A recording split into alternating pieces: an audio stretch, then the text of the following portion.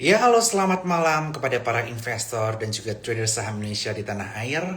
Apa kabarnya? Mudah-mudahan luar biasa. Dan kembali lagi bersama saya Benarus Jaya dari Suko Sekuritas, di mana pada malam hari ini kita akan mengadakan IG Live spesial dari Benar Wijaya 17 kaitannya mengenai drama buka tutupnya Selat Hormuz yang kembali terjadi. Bagaimana dampak terhadap IHSG pada minggu yang akan datang. Tentu saja seperti kita ketahui, Jumat malam waktu Indonesia kita ada kabar baik nih, yaitu kaitannya mengenai Selat Hormuz yang kembali dibuka. Akan tapi tidak sampai 24 jam dinyatakan bahwa Iran kembali menutup Selat Hormuz. Karena mengapa? Karena Amerika Serikat mereka melakukan blok terhadap kapal yang keluar masuk dari pelabuhan Iran. Mengapa? Karena Amerika Serikat ingin memastikan apakah Iran itu kembali memberlakukan tarif kepada kapal-kapal yang lewat Iran atau enggak. Nah, oleh karena itu, pada hari Sabtu malam waktu Indonesia, kembali lagi Selat Hormuz dinyatakan ditutup oleh Iran. Nah, lalu bagaimana dampaknya kepada IHSG pada pekan yang akan datang? Ini akan kita bahas pada Ajila spesial pada malam hari ini. Tetapi sebelumnya saya ingin sampaikan terlebih dahulu kaitan mengenai update market di akhir pekan yang lalu. Tetapi sambil menunggu teman-teman yang baru berdatangan ini, saya akan menyampaikan kaitannya mengenai yang pertama, buat teman-teman yang belum buka rekening Sukor, jangan lupa untuk buka rekening Sukor di onboarding.sukosekuritas.com yang ada di link bio saya, supaya teman-teman bisa langsung melakukan aktivitas jual beli di Sukor Sekuritas. Dan kita ada berbagai channel, mulai dari Telegram channel dengan teknik analis kita, dan juga kaitannya mengenai ada live trading tiap harinya bersama dengan Sukor Sekuritas. Kemudian yang kedua, jangan lupa buat teman-teman sekalian yang belum membeli tiket Stock IDO Festival 2026, tiket tinggal sedikit lagi. Yang VIP kemarin kita tambah tiket, sisa tinggal 4 lagi, dan yang reguler tiketnya juga tinggal di bawah 50 tiket lagi. Jadi segera grab tiketnya segera sebelum teman-teman kehabisan, karena kita akan bahas kaitannya mengenai bagaimana kondisi market pasca perang dan juga pasca MSCI, yang nanti pembicaranya sangat luar biasa, mulai dari GCI, makroekonomi, kemudian nanti how to find alpha stocks Bernard, kemudian portfolio management David Noah, kemudian ada Michael Yoh kaitannya mengenai trading indikator dan money flow, dan lain sebagainya. Yang mana ini akan sangat menarik sekali untuk teman-teman simak after MSCI dan juga perang berakhir, seperti prediksi saya. Nah, yang pertama saya akan bahas terlebih dahulu kaitannya mengenai pergerakan IHSG pada minggu yang lalu. Jadi jika kita melihat pada minggu yang lalu, asing masih melakukan aktivitas sell off dari IHSG sebesar minus 1,597 triliun rupiah. Dan pada minggu yang lalu, IHSG pula juga mengalami breakout dari area resisten 7.500, tetapi belum bisa melakukan breakout kembali ke area 7711 sebagai area resistennya. Nah, breakout area 7.500 pada minggu yang lalu itu dikarenakan adanya gencatan senjata antara Amerika Serikat dan juga Iran, dan ancaman pengeboman yang dilakukan oleh Amerika Serikat terhadap Iran yang batal. Sehingga IHSG kembali rally menjebol area resistance 7.500 walaupun masih sideways di antara 7.500 sampai dengan 7.711. Dan berdasarkan yang saya sampaikan di minggu yang lalu, jika IHSG jebol atau breakout di area 7.500, artinya apa? Ada potensi market kembali mengalami bullish selama area 7.500 ini masih tertahan. Sehingga selama area 7.500 ini masih tertahan, ini adalah area yang bagus sekali buat kita untuk melakukan akumulasi bertahap. Intinya seperti itu. Kemudian kaitannya mengenai pasar yang cukup menarik yang ingin saya highlight di sini adalah kaitan mengenai S&P 500. Yang mana S&P 500 ini mencatatkan rekor all time high-nya di hari Jumat kemarin di area 7147,52, sempat menyentuh situ walaupun ditutup di area 7126,069. Jadi walaupun market gonjang-ganjing, S&P 500 tetap outperform bahkan mencetak all time high-nya kembali. Nah, lalu bagaimana dengan kondisi IHSG? Seperti saya sampaikan tadi, IHSG udah masuk ke fase bullish. Sekali lagi IHSG sudah masuk ke fase bullish karena telah menjebol area resistance 1500 di minggu yang lalu dengan volume yang cukup tinggi. Masa bullish ini masih akan terus berlangsung selama area 7500 support tidak jebol. Jadi ketika saham-saham pilihan teman-teman sekalian pullback ke area breakout sebelumnya, ini malah menjadi opportunity to buy. Mengapa demikian? Nah, ini saya akan jelaskan makro sedikit kaitannya mengenai kondisi makro IHSG pekan depan dan bulan-bulan yang akan datang. Oke, kaitan mengenai IHSG. Seperti saya sampaikan minggu yang lalu, ada 3 sentimen yang bisa kita perhatikan. Sentimen yang pertama adalah kaitannya mengenai perang antara US dan juga Iran. Sentimen yang kedua adalah kaitannya mengenai MSCI, dan sentimen yang ketiga adalah kaitan mengenai fiskal Indonesia. Dan saya akan beranjak ke sentimen yang pertama terlebih dahulu. Jadi kaitan mengenai perang antara US dan juga Iran ini telah berlangsung sejak tanggal 28 Februari 2026. Dan saya sudah sampaikan berkali-kali bahwa menurut prediksi saya, perang ini tidak akan berlangsung selama, mentok akan berlangsung sampai dengan akhir April atau maksimal 2 bulan. Karena mengapa? Saya sudah sampaikan berkali-kali, karena yang diinginkan Amerika sudah tercapai, yaitu banyak negara kontrak dengan dia untuk pembelian minyak. Kemudian yang kedua adalah kaitan mengenai hutang Amerika yang cukup tinggi. Kalau misalnya perang ini berlangsung terus-menerus, potensi suku bunga turun itu menjadi minim, suku bunga tinggi, beban bunga yang dibayar Amerika semakin tinggi. Mereka nggak mau itu terjadi. Dan yang ketiga adalah kaitannya mengenai Piala Dunia yang akan berlangsung di Amerika Serikat di bulan Juni-Juli nanti, yang berpotensi menghasilkan devisa bagi Amerika Serikat dari berbagai sisi, baik dari sektor pariwisata dan lain sebagainya, yang mana ini menjadi event besar buat dunia dan juga buat Amerika Serikat. Lalu bagaimana dengan kondisi perang saat ini?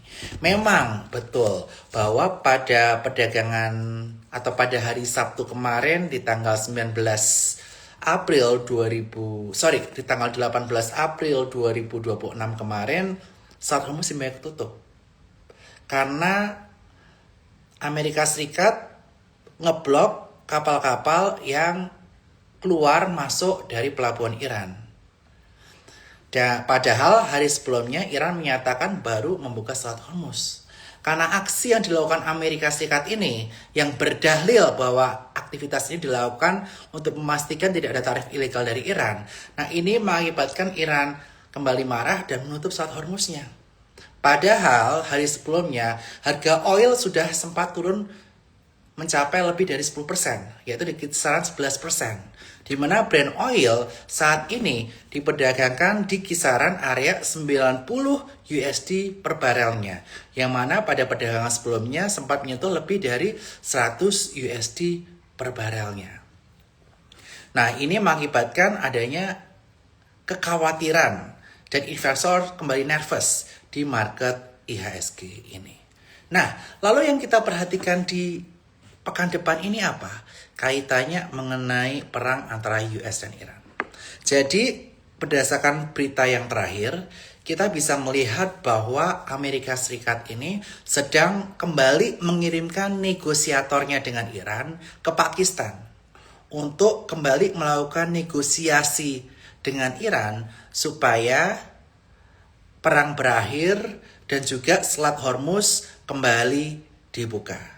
Tetapi berdasarkan pernyataan Iran yang terakhir, sampai saat ini Iran mengatakan bahwa tidak akan ada deal agreement lagi.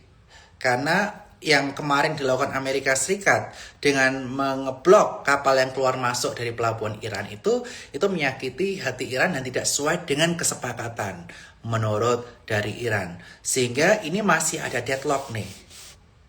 Dan dari kesepakatan sebelumnya yang mana ada gencatan senjata di tanggal 8 April 2026, deadline-nya 2 minggu, artinya apa?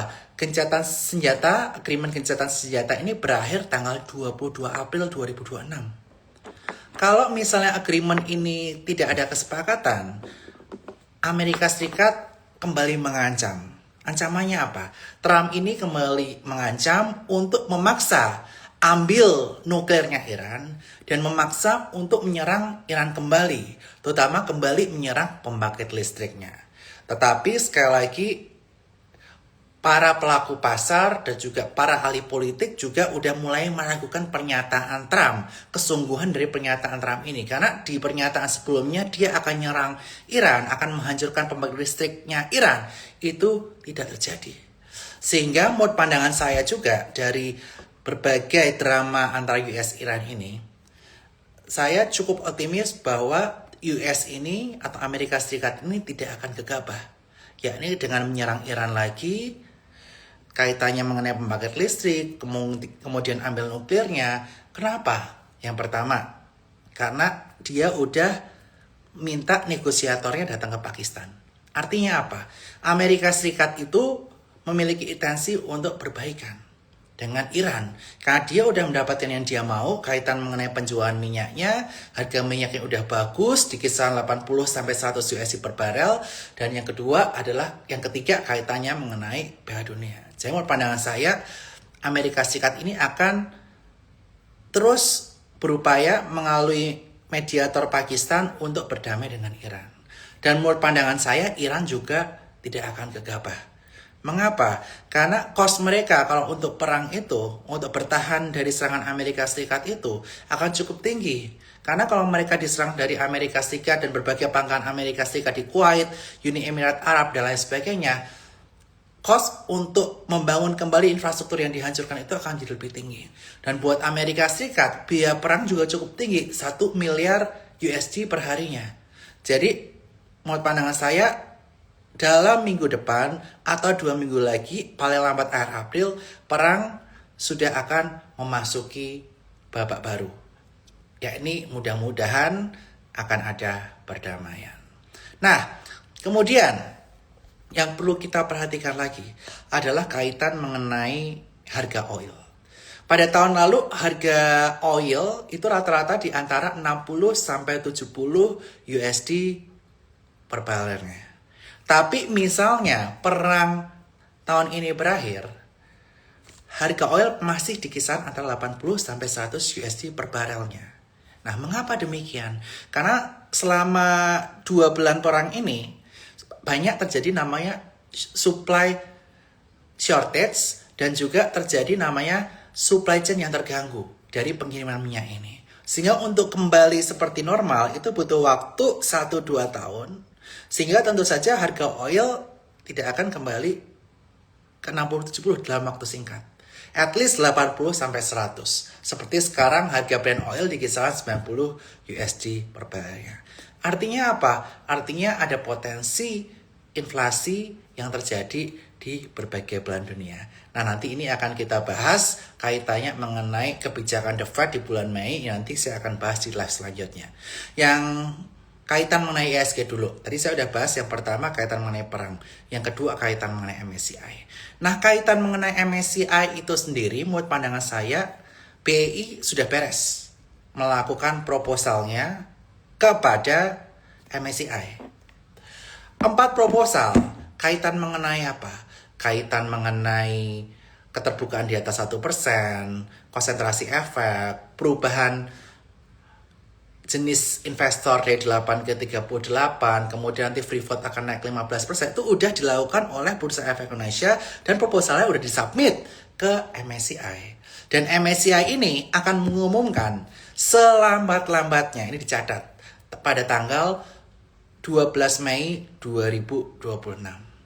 Artinya waktu nggak lama lagi menjatuhkan MSCI, dan saya sangat optimis bahwa MSCI akan pertahankan Indonesia di emerging market dan mudah-mudahan akan kembali tidak menge-freeze untuk penambahan konstituen baru untuk saham-saham yang masuk MSCI.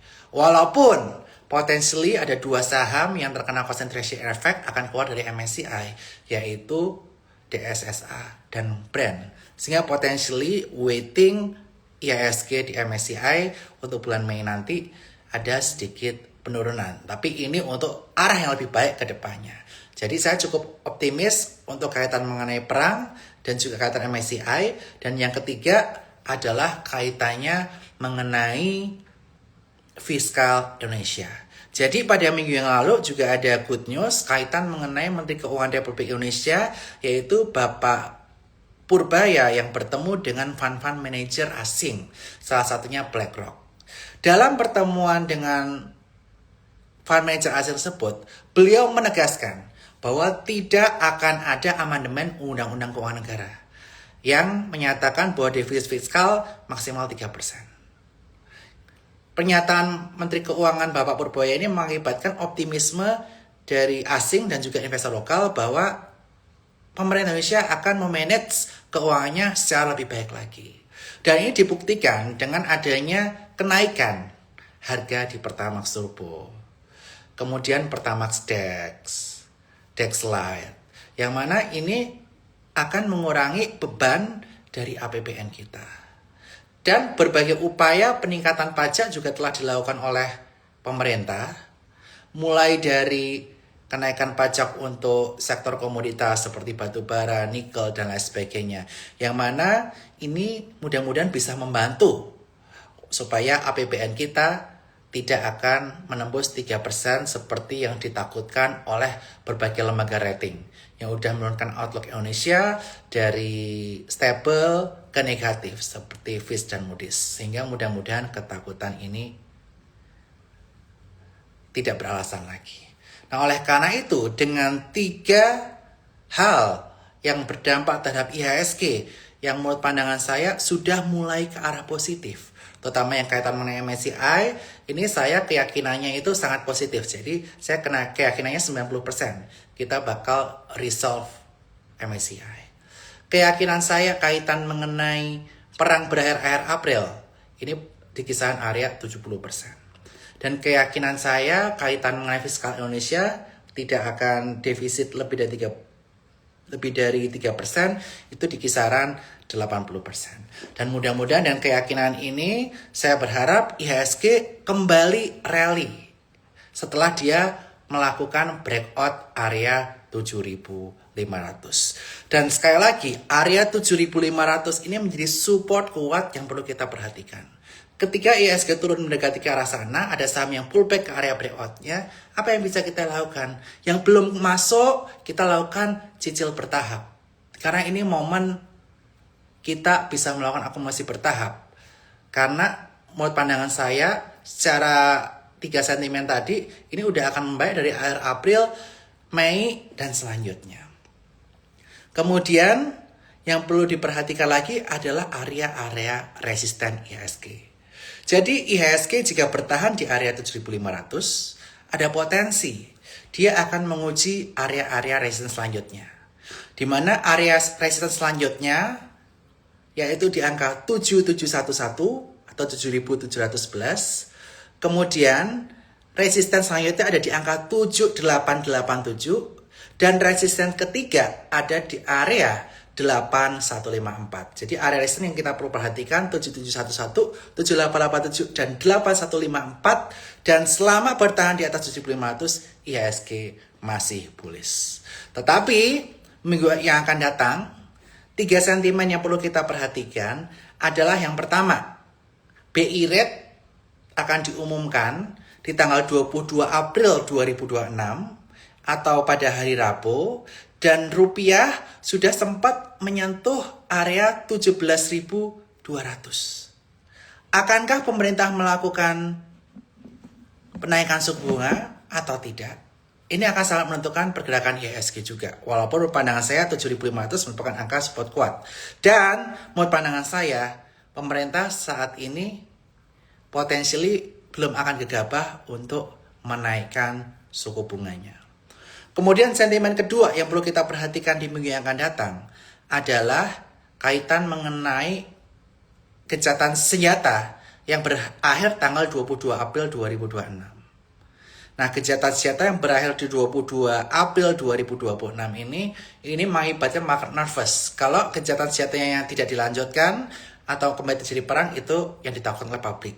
Tapi menurut pandangan saya, Amerika Serikat sudah memiliki niat untuk damai sekali. Karena dengan adanya penutupan Strait Hormuz kemarin, Iran yang ngambek, buktinya Amerika Serikat Trump mengirimkan mediatornya ke Pakistan. Jadi harusnya berita jelek-jeleknya kaitan mengenai perang yang sangat worst udah lewat di belakang. Dan kaitan mengenai penutupan Selat Hormuz segala macam kayak berita minggu ini itu tidaklah lebih buruk daripada berita-berita ketika lebaran dan sebelum lebaran. Jadi menurut pandangan saya, market sekarang itu udah price in dengan berita buruk dari kaitannya mengenai perang US dan Iran. Jadi itu agenda minggu depan yang perlu kita perhatikan dan juga kaitan mengenai range IHSG. Nah, saya sambil minum dulu ya. Kaitan mengenai sektor yang menarik. Apa sektor yang bisa kita perhatikan? Sektor yang bisa kita perhatikan, saya sampaikan sekali lagi, adalah sektor defensif. Saya udah menyebutkan BBRI sebelumnya dan memang dividen yieldnya dia di harga sekarang itu di kisaran 5%. Dan yang belum mengumumkan pembagian dividen di sektor perbankan di saham defensif adalah BMRI. Jadi BMRI ini potentially kalau dividen payout ratio-nya sama seperti tahun lalu di kisaran 78%, dividennya itu bisa mencapai lebih dari 7%. Jadi saham BMRI ini bisa menjadi saham defensif kita. Kemudian untuk saham defensif, selanjutnya yang bisa kita perhatikan adalah kaitan mengenai telekomunikasi, yaitu Telkom. Telkom ini juga udah cukup menarik. Di harga sekarang dia potentially kalau payout ratio sama seperti tahun lalu, itu bisa lebih dari 5%, bahkan bisa mencapai 6%. Dan Telkom ini jadi saham defensif kita. Saham defensif itu artinya apa? Kita bisa dapat dividen dari situ dan juga prospek di hold untuk jangka yang panjang lebih dari 6 bulan itu bagus. Itu maksudnya saham defensif. Dan juga selanjutnya ada Excel. Excel ini saya udah sampai berkali-kali, dia baru kitchen shrinking. Dia menarik banget untuk jangka panjang. Harusnya profitabilitas tahun ini bisa bagus sekali dan secara PBV dia lebih murah dari Telkomsel. Telkomsel PBV 2,24, Excel PBV 2, dan Excel ini udah naik cukup signifikan ya dari saya call selama gonjang-ganjing ini di kisaran area 2900 udah naik lebih dari 10%, udah di angka 3280. Dan perhatikan, jika Excel ini breakout area 3360, dia berpotensi menutup gap di kisaran area 3630. Jadi yang longnya ini long banget ya, bener kata kamu, si Rasio minimal 6 bulan di holdnya. 6 bulan, setahun, 2 tahun itu holdnya untuk panjang. Karena ini merupakan saham defensif untuk ketahanan portofolio pribadi kita dan untuk money management. Ini lebih yang untuk jangka menengah hingga panjang, bukan jangka pendek. Oke, dan sekarang saya akan bahas kaitan mengenai portofolio yang untuk pemain tengah. Pemain tengah ini sifatnya apa? Sifatnya cyclical, bisa digunakan untuk swing trading atau momentum trading. Tetap disiplin, ketika dia patah tren, kita harus siap untuk melakukan stop loss. Intinya seperti itu. Nah, saham pemain tengah, seperti saya sampaikan, harga oil tahun lalu average 60-70 USD per barel. Tahun ini sempat menyentuh 120 USD per barel untuk Brent oil, dan sekarang Brent oil di angka 90 USD per barel. Dan saya asumsikan tahun ini misalnya perang berakhir, harga oil tidak akan balik lagi ke 60-70 USD per barel, tapi minimal 80-100 USD per barel. Artinya apa? Ada kenaikan minimal kisaran 20-30% kenaikan harga oil yang akan berdampak terhadap pendapatan perusahaan-perusahaan kaitan oil ini akan mengalami kenaikan cukup signifikan. Nah, oleh karena itu saham alfa kita atau saham pemain tengah kita yang bisa kita perhatikan sebenarnya adalah yang pertama adalah Raja. Nah, Raja ini perhatikan dua area support untuk lakukan akumulasi, yaitu 4.600 dan juga 4.370.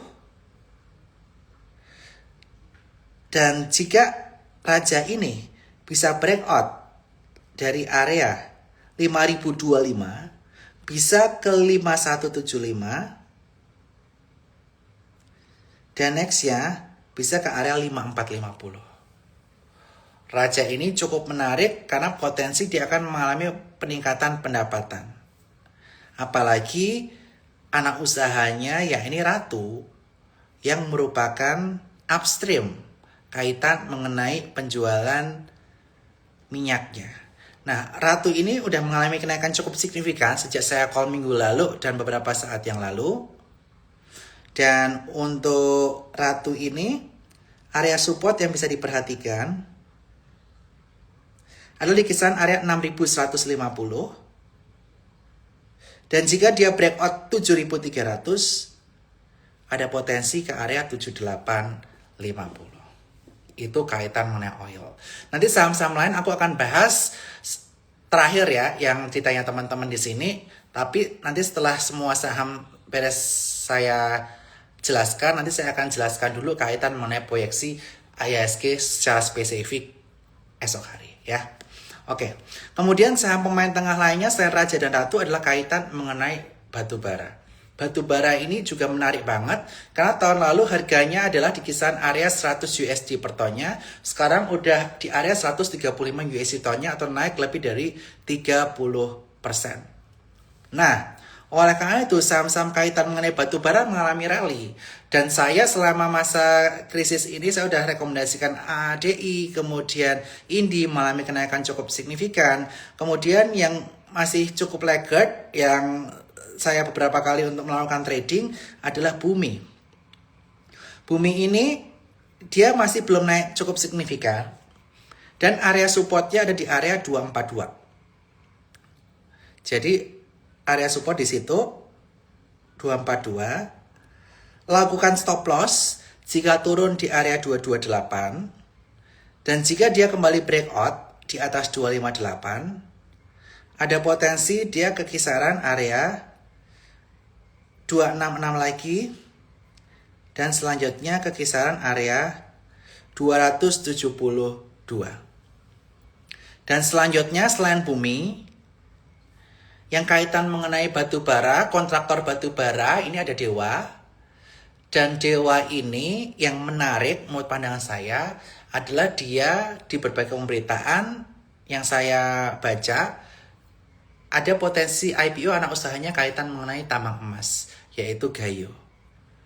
Nah, kaitan mengenai ini Dewa ini saat ini ada di area support Dewa saat ini adalah di kisaran area 540. Sekali lagi, area support di kisaran area 540. Stop loss kalau turun di bawah 510. Dan jika dia breakout area 590, ada potensi untuk lanjut ke area 640. Oke. Dan sekali lagi saham pemain tengah ini kita harus sisipin stop loss jika trennya udah patah atau break support keduanya. Jadi teman-teman nanti bisa gambar sendiri atau trading plan masing-masing untuk saham-saham ini. Kemudian pemain tengah terakhir yang saya sudah sampaikan sebelumnya itu ada di RMKE. RMKE ini menarik karena dia menjadi pemain majority di Sumatera Selatan kaitan mengenai infrastruktur. Jadi hampir semua pertambangan yang lewat hauling road di Sumatera Selatan per 1 Januari karena udah nggak boleh lewat jalan publik harus lewat infrastrukturnya RMKE. Dan dia bukan cuma infrastruktur tapi juga ada kaitan mengenai trading. Nah, RMKE ini perhatikan area support 3.100. Jadi kalau besok IHSG panik mendekati ke area 7.500 karena ketakutan perang ini memanas lagi, karena hari Rabu tanggal 22 nanti akan ada penentuan apakah gencatan senjata usai atau enggak, besok panik. Nah, ini menjadi momentum untuk kita bisa akumulasi saham-saham yang teman-teman pilih dari saham-saham yang saya kasih atau saham-saham yang trading plan-nya teman-teman atau sendiri. Nah, RMKI ini ada area support di kisaran area 3.100. Dan kemarin dia sempat menguji area resisten 3590. Tetapi gagal tembus 3590. Jadi RMKI ini area support 3100 dengan resisten 3590 dan stop loss jika teman-teman turun di bawah harga 2930. Nah, ini untuk pemain tengah. Lalu bagaimana pemain depan? Nah, pemain depan ini adalah yang high reward tetapi high risk juga. Teman-teman harus benar-benar pasang stop loss di sini, dan saham-saham ini adalah saham-saham yang related mengenai growth investing. Nah, sahamnya apa aja? Mungkin saya udah bahas berkali-kali. Saham ini adalah related sama Piala Dunia. Nah, jadi begini. Piala Dunia ini kan menjadi penentu, jadi kunci. Kaitan mengenai perang juga. Kenapa? Karena kalau perang berlangsung takutnya Piala Dunia terganggu. Jadi yang nggak rame yang nonton. Euforianya juga turun. Itu Amerika nggak mau. Dan Indonesia juga salah satu negara dengan penonton Piala Dunia terbanyak.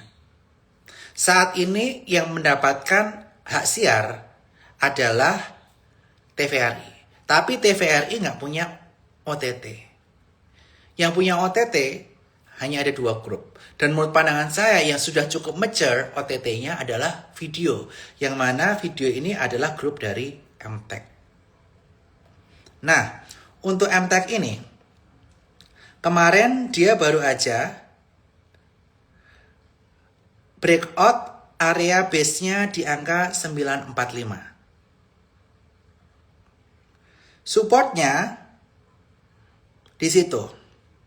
Next support 920 dan stop loss jika turun di bawah 900. Kita stop loss dulu, nanti kalau misalnya dia turun baru ambil di bawah 855 kalau jebol di bawah 900. Tetapi MTech ini cukup menarik. Jika dia breakout 995, dia akan membentuk pola double bottom besar. Dan ada potensi dia bisa mencapai target kenaikan hingga kisaran area 1300. Dan JP Morgan memasukkan MTech ini sebagai salah satu pilihan saham di tahun 2026 dari 10 saham pilihan mereka dengan target price di angka 1600. Sehingga MTech ini cukup menarik. Dan anak usahanya, kalau teman-teman takut MTech udah ketinggalan, SMA gimana? Tadi ada yang nanya. Nah, SMA dia kemarin baru break base-nya di area 296. Neck resistance 314. Kalau dia break out 314 di 332. Tapi kalau saya pribadi, MTech-nya memang lebih liquid ya dari sisi transaksi hariannya. Jadi lebih gampang keluar untuk masuk. Jadi pilih salah satu kalau kaitan Piala Dunia. Karena gerakannya lumayan mirip. Nah, kemudian saham pemain serangan lagi, pemain depan. Selain kaitan mengenai Piala Dunia, ini adalah kaitannya mengenai Pak PP. Pak PP itu tahun lalu itu euforia cukup signifikan ya. Dan saham-sahamnya banyak terkoleksi cukup signifikan.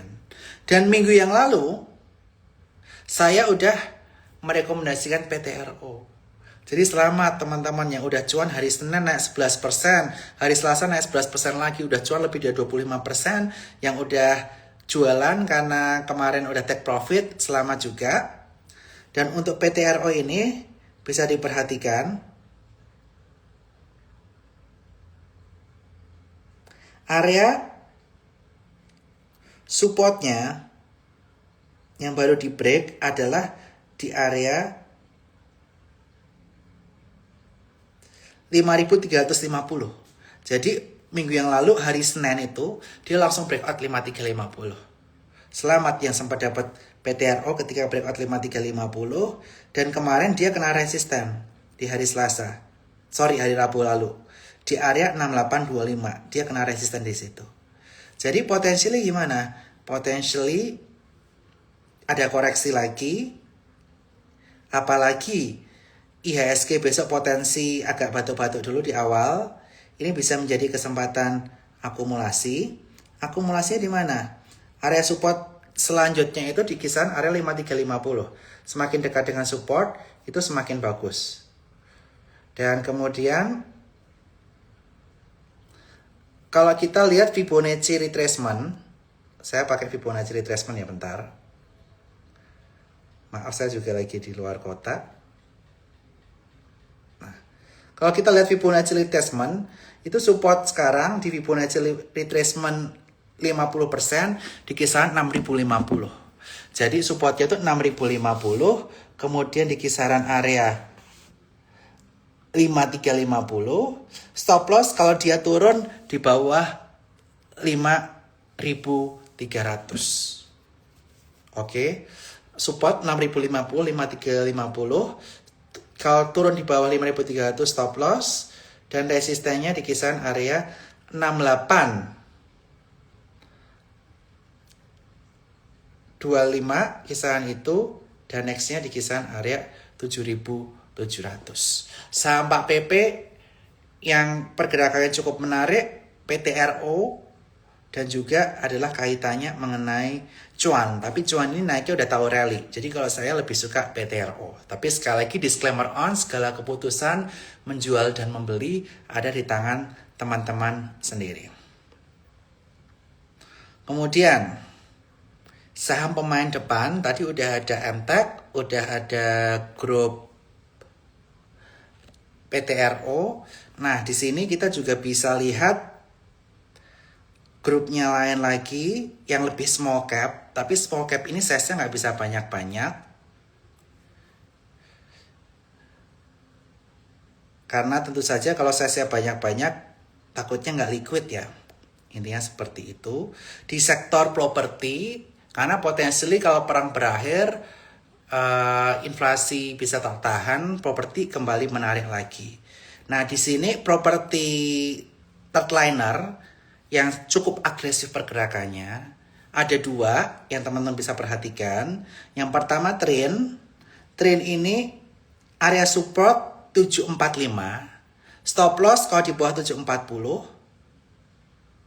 dan jika dia breakout di area 885 sebagai resisten, ada potensi si Trin ini bisa kembali melaju hingga ke kisaran 1200. Tapi sekali lagi perhatikan size. Dan selanjutnya ada BUFA. Nah, ini BUFA juga bisa diperhatiin. Anyway, hari ini aku juga lagi nginep di BUFA ya, karena ada acara juga. Tapi ini bukan ajakan jual membeli, teman-teman perhatiin aja. BUFA ini saya tarik Fibonacci retracement.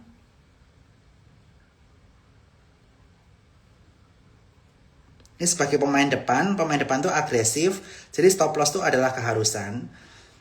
Nah, support BUFA untuk Fibonacci 23,6% itu ada di kisaran area 1230. Resisten itu di kisaran area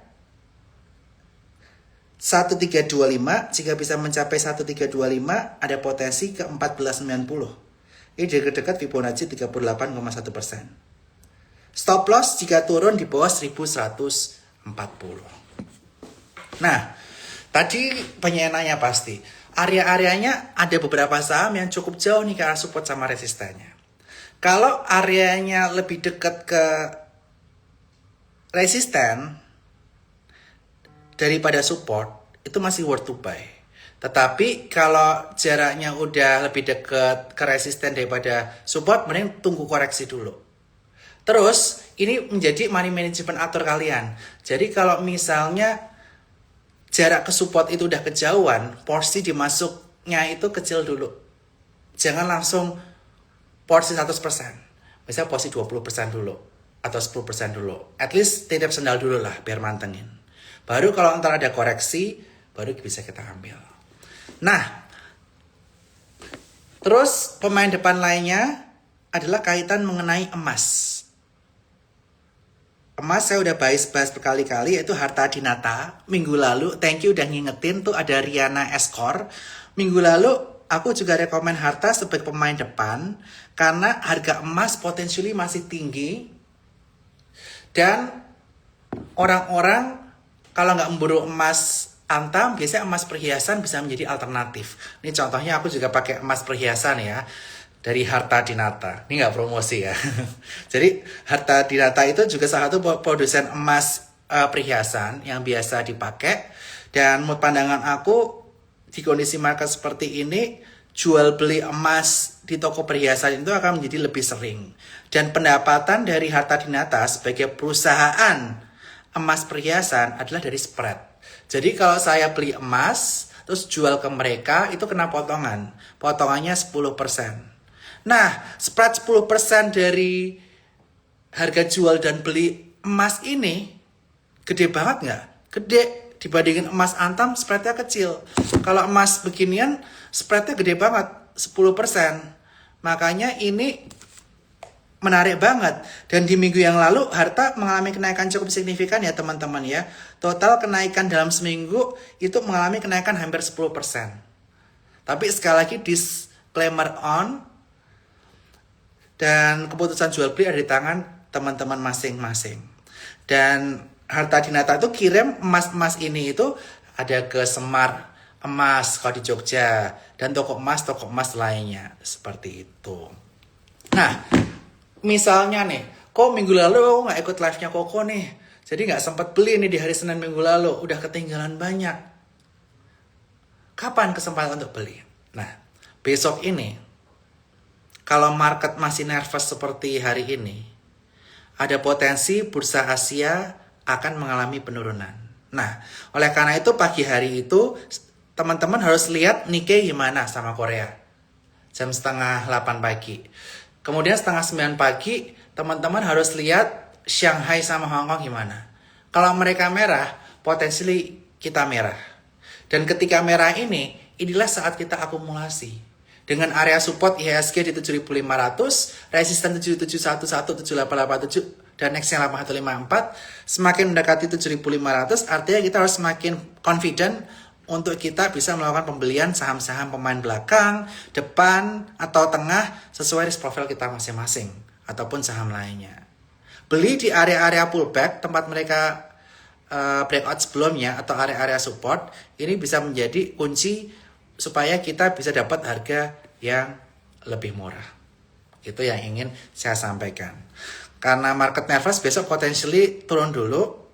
Tapi kalau misalnya tanggal 22 April nanti gencatan senjata dilanjutkan, nggak ada perang, walaupun nggak ada kesepakatan, ataupun ada kesepakatan, kemudian BI rate 22 April tetap ditahan, potentially IHSG tanggal 23 bisa breakout area 7711. Bisa lanjut ke 7887 dan di bulan Taurus hingga pertengahan Mei bisa menguji area resisten 8154. Itu proyeksi saya.